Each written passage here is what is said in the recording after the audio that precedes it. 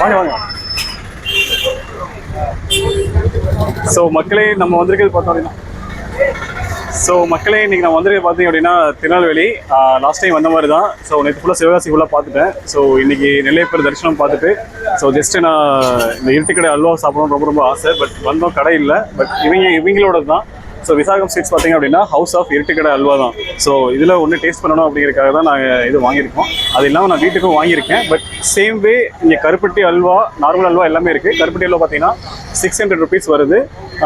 நாங்கள் டேஸ்ட் பண்ணுறதுக்கு கொஞ்சம் வாங்கியிருக்கோம். அது இல்லாமல் வீட்டுக்கு நான் 1 கிலோ வாங்கியிருக்கேன். ஸோ ஜஸ்ட்டு அல்வா பார்த்தீங்க அப்படின்னா ரொம்ப பட்டரியாக, ரொம்ப சாஃப்டாக, ரொம்ப இதாக இருக்குது. நான் ஒரு பீஸ் சாப்பிட்டும் பார்த்துட்டேன். பட் உங்களுக்காக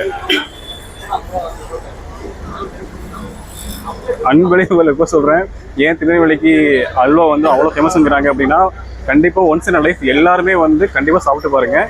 Visakam sweets house of Iruttukadai தான். பட் அவ்வளோ ஃபேமஸ்ஸு, அவ்வளோ நல்லாயிருக்கு.